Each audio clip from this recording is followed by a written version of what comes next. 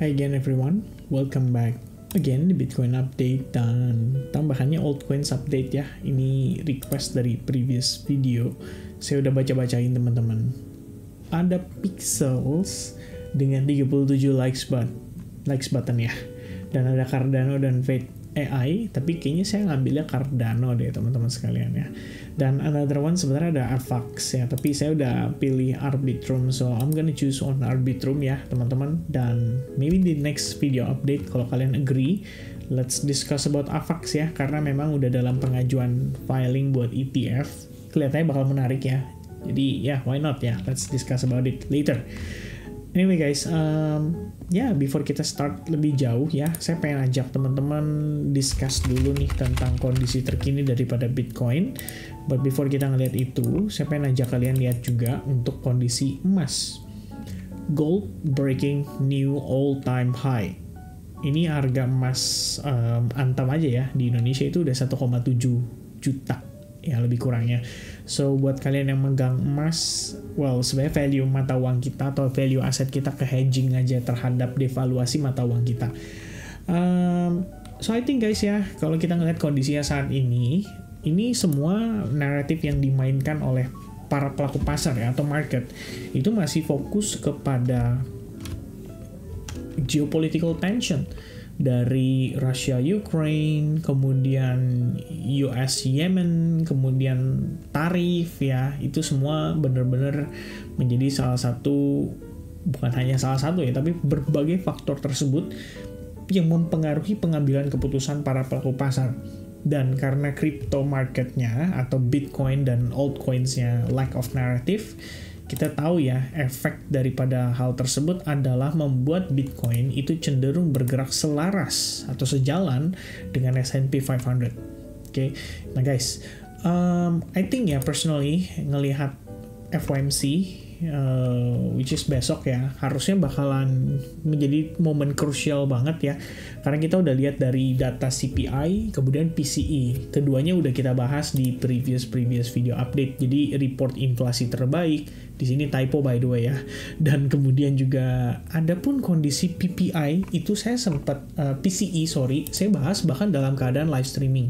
Jadi saya support teman-teman untuk bisa lebih mengerti nih ya, post CPI dan PPI, kemudian ada PCE, tapi PCE udah bulan lalu, itu harusnya dalam bentuk video. Itu semua udah bagus guys ya, dalam artian kalau kita mengacu pada proyeksinya Fed sendiri, angka itu udah deket banget gitu loh dengan target inflation rate-nya mereka dalam konteks PCE-nya gitu, hanya tinggal selisih dikit. Maka sebenarnya kalau saya ngelihat ya, saya kan ngikutin juga nih untuk perkembangan inflasi daripada negara-negara lain gitu. Hari ini agak concerning itu dari Kanada, dan ini setelah statement dari Mark Carney beberapa hari lalu, dia bilang katanya sebenarnya efek tarif itu belum kelihatan, kalau dia bilangnya begitu. Ini benar. Tapi akhirnya setelah kita lihat angkanya hari ini banget, core CPI-nya Kanada itu naik dari 2,1% ke 2,7%. Obviously ini creating concern dong di antara para pelaku pasar gitu. Termasuk CPI yang naik lumayan juga nih, 0,1% ke 1,1%. Kayaknya market panik ya, efek dari tarif. Jadi somehow ada kenaikan harga dari sisi beberapa barang-barangnya mereka. Dan di sisi lain, kalau kita lihat yang kita juga perlu khawatirkan adalah besok, atau lebih tepatnya nanti sore, itu akan ada data report CPI buat Eurozone. Jadi dari Prancis, Jerman, dan bla bla bla itu biasanya ngeluarin data-datanya, kemudian dirangkum lah jadi Eurozone inflation rate-nya itu di angkanya rata-ratanya di berapa gitu. Sementara nanti pagi ini sekitar I think 5 jaman lagi ya dari sekarang, atau 6 jaman lagi, BOJ interest rate decision. Ini pasti ada volatilitas di sesi Asia. Oke, saya belum tahu bakal ke arah mana, tapi selama BOJ tidak memberikan kejutan, artinya dia nggak naikin 0,75 tiba-tiba gitu ya, atau dia naikin 0,25 BPS, saya rasa nggak ada masalah. Paling yang kita perlu perhatikan adalah BOJ, Monetary Policy Statement, dan press conference. Itu aja ya, sama kayak Federal Reserve pada malam harinya. Kita udah tahu nih, Fed nggak akan pangkas suku bunga. Udah tahu. Ya, saya cukup yakin kalian semua juga udah yakin gitu. Kenapa? Karena 99% di Fed Watch Tool itu angkanya udah ditahan gitu kan. Nah, setelah Fed interest rate decision pas Kamis subuh, sorenya itu Swiss National Bank akan ada interest rate decision, dan pound sterling di jam 7-nya juga akan ada interest rate decision. Well, actually guys ya, this week is gonna be very very hot ya dari sisi pergerakan pasar gitu setelah dari FOMC. Jadi semua nanti kiblatnya FOMC dulu tuh ya, kita lihat kira-kira statementnya Jerome Powell gimana gitu. Cuma kalau menurut saya pribadi ya, kalau saya boleh berspekulasi, saya sih lebih confident sebenarnya dia bisa memangkas, bukan memangkas sekarang ya, tapi dia bisa memberikan statement yang lebih dovish lah. Artinya proyeksinya bisa diubah. Kenapa? Karena PCE, kalau kita kembali lagi ya, mengikuti kata-katanya dia, bahwa dia data dependent gitu kan. Retail sales angkanya turun masih, NFP angkanya masih moderat ya. Dia udah bahas di statement dia yang terakhir. Kemudian secara keseluruhan ya kita bisa bilang inflationnya udah mengejar nih ke target yang dia mau. Ditambah kita ngelihat juga dari crude oil itu angkanya cenderung kan masih turun ya untuk oil per barelnya teman-teman sekalian, atau Brent oil per barelnya. Jadi sebenarnya kalau kita lihat dari energi pun pasti mendukung nih untuk terjadinya yang namanya deflasi ya, atau perlambatan inflasi. Maka sebenarnya ekspektasi kita setelah hari Kamis, market bisa mengalami relief bounce. Mungkin nggak banyak, tapi saya considering minimal S&P 500 bisa retrace dulu. Ya, kalau kita lihat dari sini, teman-teman bisa mengambil acuan berdasarkan trend line. Ya, kita dapati S&P 500 somehow testing trend line tersebut. Itu yang pertama. Yang kedua, kalau kita mengacu pada order block ya, di sini terdapat area order block juga. Bisa dibilang ini adalah area demand yang mendorong S&P 500 untuk broke dari structure ini gitu ya. Jadi dia creating high point, and then dari sini nih responsible nge-push harga S&P 500 untuk naik lagi indeksnya. Nah, di sini jadi liquidity lebih kurangnya gitu kan ya. Ini jadi liquidity, dan dari sisi ini kalau kita pakai Fibonacci, so far kita akan mendekati testing level 0,62%. Sementara untuk per hari ini aja sebenarnya kita masih berusaha loh bertahan di atas 50% retracementnya, alias 5.591 poin untuk si S&P 500. Kalau misalkan dia bisa survive, harusnya Bitcoin juga bertahan dulu. Kita nggak ngomong Bitcoin dalam tanda kutip rally dulu gitu ya, karena kita udah lihat nih XAU-nya ngepump, create all-time high. Bitcoin-nya nggak kemana-mana, artinya korelasinya kan negatif atau berbanding terbalik. Sementara Bitcoin ngikutinya S&P 500. Berarti dari segi peran, kita semua sudah tahu Bitcoin itu masih dianggap sebagai aset beresiko. Walaupun konteksnya atau sudah ada judulnya adalah pemegang strategic Bitcoin reserve gitu ya. Bahwa ya sudah jadi reserve aset gitu kalau dari sisi US government. Tapi tetap secara worldwide, para pelaku pasar, kita tahu dong beralihnya kemana, masih ke emas. Ya, jadi kalau dari price action-nya, kemarin saya update ke kalian bahwa SNR ini kan selama belum decline ya, berarti kita belum bisa ngelihat Bitcoin memang terbang gitu. Kita pengen Bitcoin terbang nih, minimal misalkan dia testing ke 92.200 deh, merupakan area support resistance dari pergerakan sebelumnya. Saya pikir akan bergantung dari FOMC. Untuk kita ngelihat itu aja, kita bakal bergantung sama FOMC. Karena agak random kalau tiba-tiba Bitcoin gak ada angin, gak ada hujan, ya, ngepump setelah mendekati FOMC besok. Ini kecil probabilitasnya untuk kita ngelihat itu terjadi.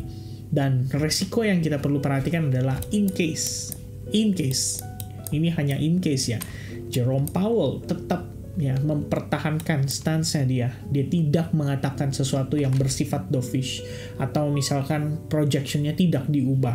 Well, we can expect Bitcoin to testing $73,000 dalam kurun waktu yang relatif singkat, mungkin dalam beberapa hari ke depan. Tapi kalau misalkan kita ngelihat dia merubah statement-nya, merubah SEP-nya, which is I believe ya, dia berpotensi ngubah karena PCE-nya udah turun, CPI-nya udah turun. Jadi kayak nggak mungkin juga ya, maksudnya dia mau pertahanin kondisi keadaan ekonomi tetap dalam keadaan nggak yakin gitu, nggak certain gitu dengan apa yang akan mereka hadapi ke depannya. Maka untuk itu minimal harus ada dorongan dong untuk orang-orang itu bisa mendengarkan ya bagaimana kebijakan moneternya dalam kurun waktu 3 bulan lagi gitu. Artinya Kalau misalkan teman-teman punya spekulasi ya, misalkan dalam benak kalian berpikir, Vin jangan-jangan angka inflasinya US didandanin tuh supaya Fed bisa pangkas pada pertemuan yang akan datang, atau lebih tepatnya bukan besok ya, tapi lebih tepatnya yang pertemuan-pertemuan yang akan datang gitu. Artinya menaikkan probabilitas rate cut tahun ini dari 2 kali jadi 3 kali. Itu spekulasi liar yang menurut saya masuk ya di dalam kondisi saat ini. Karena kalau misalkan Fed ya, sekali lagi nih saya katakan, kalau Fed sampai tidak mengubah ya statement dia sama sekali, SEP-nya juga nggak diubah sama sekali, Anda tahu next meeting itu jatuh temponya adalah di bulan Mei. Artinya bulan April para pelaku pasar akan dibiarkan tanpa adanya kepastian. Dalam tanda kutip kepastian ya atas stimulus gitu ya. Kalau kita bilang, ya kan, minimal kalau misalkan the Fed ya, walaupun dia belum bilang dia akan rate cut pada bulan Mei gitu, katakanlah rate cut-nya tetap di Juni gitu kan, tapi setidaknya kalau dia bilang, ya tahun ini kita ada potensi naikin jadi 3 kali rate cut gitu, akhirnya para pelaku pasar akan pricing in gitu kan, dan selama ini mereka tidak mengantisipasi hal tersebut. Banyak yang mengharapkan, tapi kita semua tahu berdasarkan informasi sosial media, news media manapun, jarang banget tuh orang yang menyampaikan atau mengemukakan keyakinannya bahwa the Fed akan mengubah proyeksinya. Jadi market somehow dibuat pricing in-nya seakan-akan the Fed itu akan cenderung tidak mengubah statementnya. Well, ini spekulasi teman-teman ya. Tapi in the end, what I do believe, kalau Fed tidak mengubah statementnya, obviously kita akan memasuki fase bearish yang lebih panjang. Baby Bitcoin 73.500 obviously akan membuat altcoin semakin parah dan semakin terpuruk. Itu statement dari saya teman-teman. Semoga cukup clear ya. Hopefully Jerome Powell mengubah statementnya. Hopefully, kita doakan yang terbaik teman-teman. For now, Bitcoin sendiri dari price action wise, kalau kita lihat ini high point, obviously kita udah punya higher high, dan ini ada potential higher low. Kalau dia confirming closing di atas 82.000 aja ya, pada jam 7 nanti, ya masih ada harapan kita di bawah ombang-ambing doang ya. Memang pada dasarnya kalau kita lihat keseluruhan sih, ini konsolidasi. Jadi saya juga gak mau terlalu banyak ngasih gambaran yang gimana-gimana banget ya, karena memang kita masih konsolidasi, dan asumsi saya adalah market cenderung menunggu FOMC besok ya. Tanpa FOMC artinya market masih bingung mau dibawa kemana ya, seperti lagunya teman-teman, tapi saya nggak akan nyanyiin.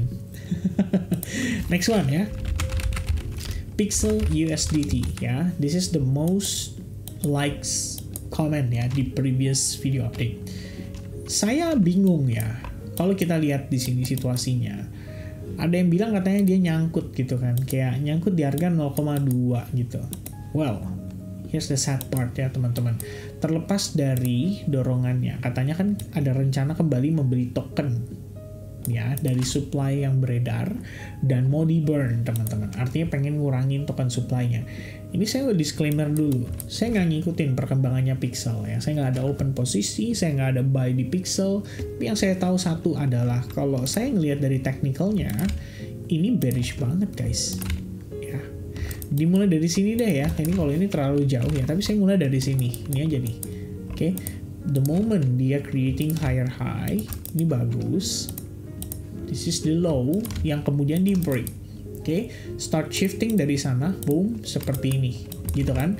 And then kamu marking area ini, another break of structure ya, dia creating lower low, kemudian low-nya di sini ada pullback ya, ada pullback, dia creating another lower low. This one another pullback and dia creating another lower low.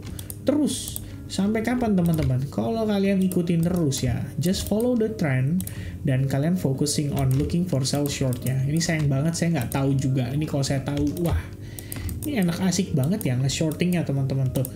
Ya, the trend is your friend gitu. Selling pressure masih berlanjut. Sampai mana dia turun? Nggak tahu teman-teman. Karena ini pun udah di bawah harga listing Binance. Ini spot loh ya, saya bukan futures gitu.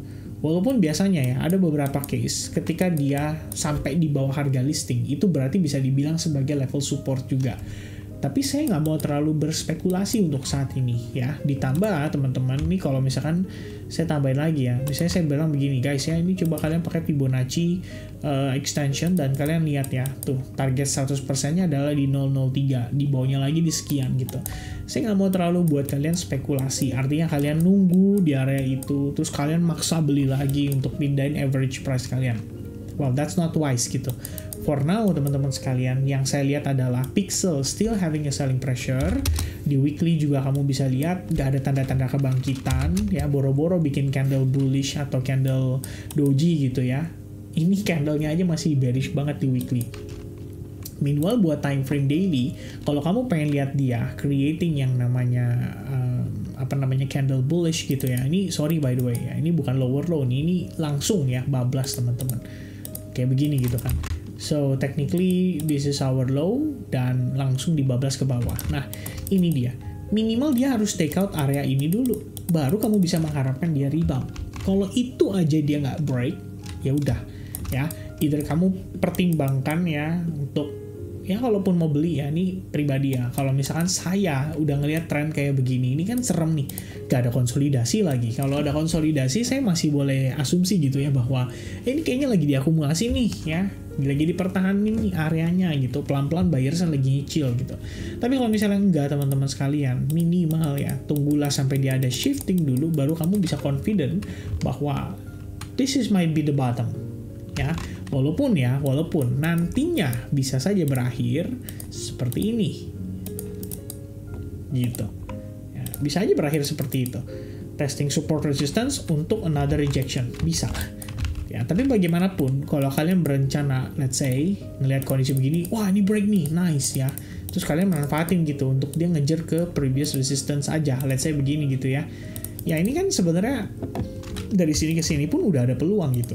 Kamu masih bisa dapat 100% ya. Let's say kamu nyangkut di atas, ya udah coba cover di sini, minimal ngurangin resiko kamu.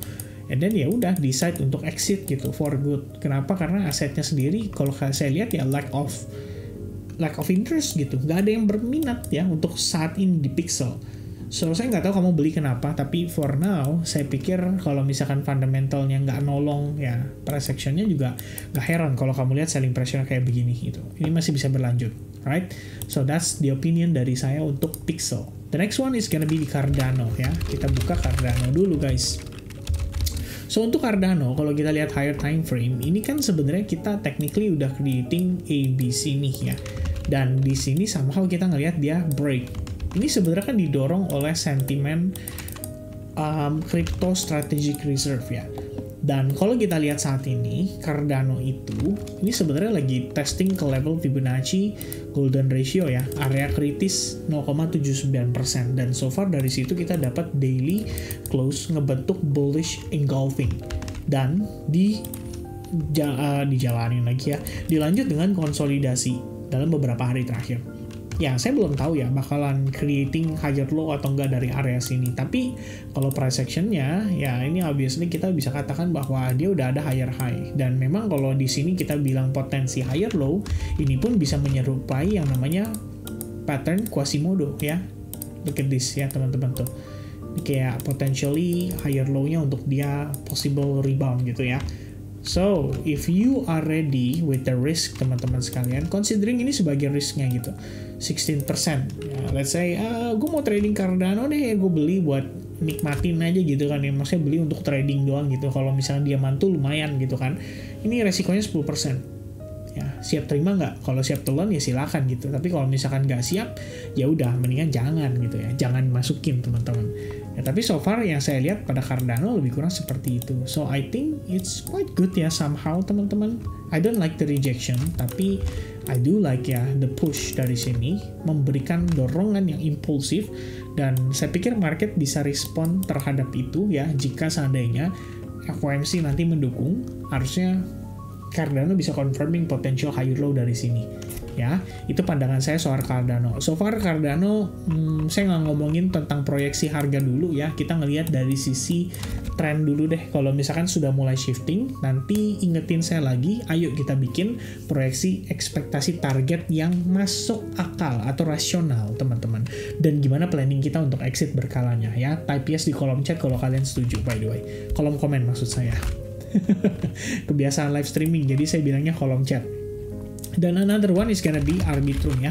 Jadi kalau misalkan Arbitrum, ini posisinya ya teman-teman. I'll be honest with you guys ya. Saya pun masih ada barang di Arbitrum ya. Dan well, my average price is not so bad sih actually. Sekitaran 0,6, 0,5an ya, 0,6. Lumayan banyak ya di sini teman-teman saya accumulate. Tapi kemudian pas dia naik, dia retrace ya, saya start, wah cicil lagi deh, boleh gitu. Karena saya punya ekspektasi dia bisa mantul. Tapi apa boleh buat? Ketika market berkata lain ya, kita bisa lihat bahwa Arbitrum kena selling pressure, turun lebih jauh lagi ya. Akhirnya dari let's say average price saya pun drawdown-nya lumayan guys, 49% gitu. Cuman ini buat saya pribadi ya, saya ngerasanya sih ini pede-pede aja kalaupun saya masih nge-hold gitu. Pertama, Arbitrum tergolong masih bagus dari segi fundamental. Kemudian ini hanya tinggal nunggu Ethereum. Kalau misalkan Ethereum nanti ke bagian pump-nya, I believe Arbitrum juga akan bisa ngedorong ke atas gitu ya. Dan setidaknya, ini buat saya pribadi, saya nggak nyangkut dari sini. Gitu. Saya nggak beli dari atas dan dia turun sampai 80% gitu. Saya nggak beli dari atas ya. I do accumulate, tapi saya beli dari cicil di kisaran harga 0,8, 0,6, 0,4, 0,5 ya. Cicil, dapat average price saya sekitaran 0,62, 0,63 lah lebih kurangnya gitu. Kalau beruntung, saya rencana ya saya pengen accumulate lagi, tapi nanti ya tunggu sampai saya benar-benar confident bahwa I think this is the bottom gitu. I think this is the bottom. Baru kemudian saya start accumulate lagi. One of the consideration itu kita bisa lihat dari total 2 ataupun total 3. Ya, paling gampang sih sebenarnya kita ngelihat dari total 3 ya. Jadi kalau total 3 tuh seandainya nih sekarang dia ngasih kita another discount, kan ini sementara dia ketahan nih guys ya. Di kisaran Fibonacci 0,5% gitu. So if dia kasih dia another discount gitu sampai 0,62% Fibonacci retracement, itu bakal jadi good area buat saya mempertimbangkan lagi belanja altcoin saya. Itu pertimbangan saya gitu. Jadi kalau misalnya untuk saat ini 0,5% masih harga yang sama dengan discount yang dikasih ke saya sebelumnya. So ya I'm gonna pass gitu ya. Kalau misalnya naik gimana Vin? Ya bagus. Sudah ada barang kan, tinggal nunggu dia bisa dibilang profit lagi gitu ya. Baru kita considering ya ini it's time to exit gitu ya. Nah teman-teman ini note penting. Jadi buat kalian yang mungkin punya perasaan serupa gitu ya. Apalagi kalau kalian bilang diri kalian nyangkut gitu. Ini adalah mindset yang salah. Saya udah bilang sama teman-teman di SAG ya, salah satunya gitu. Bahwa ketika saya positioning pada Arbitrum, memang fokus utama saya adalah saya pengen investing gitu ya. Artinya saya nggak mengatakan diri saya nyangkut gitu.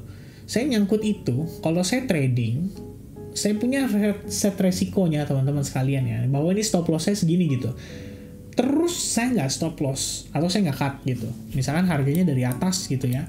Ini saya asumsi nih bahwa, weh ini SNR nih, hati-hati lo ya kalau ini tembus sih bisa turun gitu. Terus kamu nggak nge-cut nih waktu di sini atau di sini gitu ya.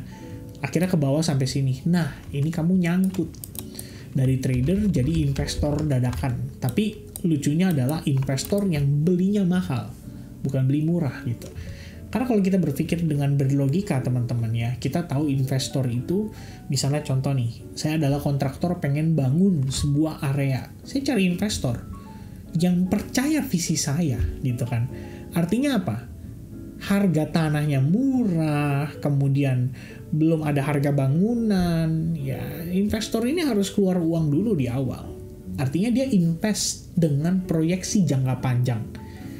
Nah, maka as an investor, it is very important, sangat penting untuk kamu bisa dapat atau pertimbangkan minimal saat kamu cicil beli, kamu yakin dulu, ini harga murah nih, ini harga bagus nih, harga murah nih, under value nih, baru considering gitu. Tapi kalau misalnya teman-teman beli tanpa sebab, beli karena confident, beli karena merasa bahwa ini kayak masih bisa naik deh, itu aja udah salah, ya. Ini kayaknya masih bisa naik deh. Nah, kamu tahu dari mana itu masih bisa naik? Itu pertama. Yang kedua teman-teman, seberapa kamu yakin proyek ini akan berhasil, ya kan? Yang ketiga teman-teman, apakah kamu bersedia membeli dari harga yang sudah mahal?